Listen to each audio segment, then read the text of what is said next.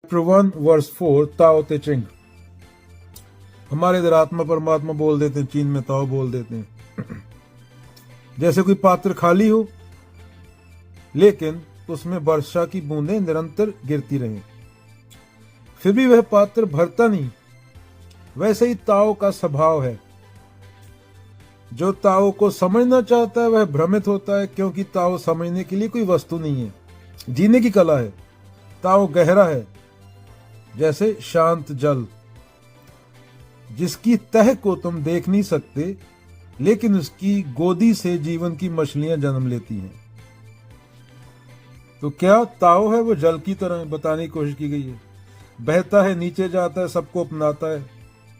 ताओ मौन की तरह है, जिसे कहा नहीं जा सकता, बस जिया जा सकता है। प्रेम गलियती साकरी, जिसमें दो ना समाए कबीरा, जिसमें दो ना समाए। तो जैसे जीरो होता है, शून्य होता है, नथिंगनेस होती है, ना दिखती है, ना पकड़ में आती है, लेकिन उसी से सब आता है, उसी से नंबर बड़े होते हैं। जैसे खाली पात्र होता है, लेकिन इस खालीपन से ही सब जन्म लेता है। जैसे बिग बैंग बोलते हैं, पहले कुछ नहीं था, बिग बैंग हुआ। मन कहेगा खाली है तो इसमें क्या रखा है, लेकिन समझने वाला जानता है कि खालीपन तो अनंत संभावना होती है। तुम जिस चीज को पकड़ना चाहते हो वो ताओ नहीं हो सकता, क्योंकि ताओ कोई भरता नहीं, वह पूर्ण है।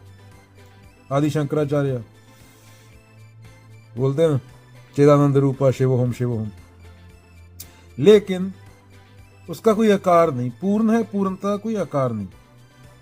तो जितना प्रयास कर लो उसे जानने का, तुम नहीं जान पाओगे, और जितना तुम छोड़ोगे उतना वो प्रकट होगा। बूंद समाई समुद्र में, उसको जानने का तरीका नहीं है, बल्कि जिसको तो मैं बोल रहा है उसके मिट जाने का है, उसके बाद वही है। जैसे चिंगारी में आग होती है, एक बीज में दरख्त होता है, बीज थोड़ी लगता कि ये दरख्त है, पर दरख्त उसके अंदर होता है। तो तुम ताओ से अलग नहीं हो, तुम ताओ हो, लेकिन तुमने अपने ऊपर नाम, पहचान, विचार, धारणाओं की मोटी परत चढ़ा दी है। इन धारणाओं को तार फेंको, नंगे हो जाओ भीतर और बाहर, तब ताओ प्रकट हो जाएगा। और जब वह प्रकट होता है तो जीवन पूजा बन जाता है, प्रेम बन जाता है, ध्यान बन जाता है। 24 घंटे नमाज फक्कर दी, तू पंज केड़ियां पढ़दा, ज्यों तिल माही तेल है, ज्यों चकमक में आग, तेरा साईं तुझ में जाग सके तो जाग। चलो स्टोरी पढ़ते हैं। एक बहुत पुरानी बात है। एक पहाड़ी गांव में एक साधु रहते थे। लोग उनको ज्ञानी कहते। उनके पास कुछ नहीं था, ना किताबें, ना शिष्य, ना मंदिर, ना माला, ना के दिखावा करते थे। फिर भी लोग दूर दूर से आके उनके पास आके बैठते थे, सुनने को, देखने को, छूने की चाह में। एक दिन एक नौजवान आया, आंखों में चमक थी। उसने साधु जी से पूछा, गुरुदेव आप किस ज्ञान के आधार पर लोगों का मार्गदर्शन करते हो? साधु मुस्कुराया। उसने एक पुराना मिट्टी का घड़ा उठाया जिसमें कुछ भी नहीं था। साधु ने झुकाकर दिखाया। साधु बोला, ये घड़ा खाली है, इसलिए ये उपयोगी है।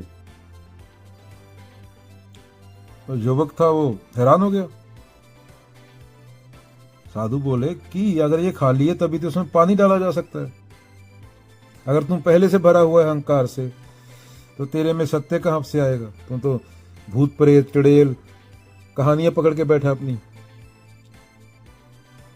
किसी ने तुझे बोल दिया वहां पे मिल जाएगा, वो बाबा मरा था वहां पे, वहां माथा टेक ले, तो वहां चला गया। If you don't, people ask you who you are, if you don't know who you are, people will tell you who you are. Carl Jung. तो भरा हुआ है बारली लोगों की धारणाओं से, परंपराओं से चली आ रही हैं। तो एक धर्म में पैदा हो गया संजोग से, उसी से तेरी पूरी कंडीशनिंग है। अगर तू किसी और जगह पैदा हो जाता, किसी और जगह पे, मतलब तेरे माँ बाप और जगह पैदा हुए, तो तेरा धर्म वो होता। वो अंडरस्टैंडिंग से थोड़ी धर्म आया, तेरी समझ से थोड़ी आया। तभी तो तेरे को पता नहीं तेरे ग्रंथों में लिखा क्या हुआ है। वो तो एक जगह पैदा हो गया, उस जगह पे 80% मेजोरिटी हिंदू थी या 80% मेजोरिटी क्रिश्चियन थी, तो इसलिए तू तेरा धर्म वो है, और जो उस धर्म की धारणा है वो वही तेरी है। तूने उसका कोई स्टडी थोड़ी किया, जानने की कोशिश थोड़ी किया, जो है सो है। इसलिए कोई भी बाबा के तेरे को मूर्ख बनाता है। तो खाली होना होता है, खाली में कुछ भी डाला जा सकता है,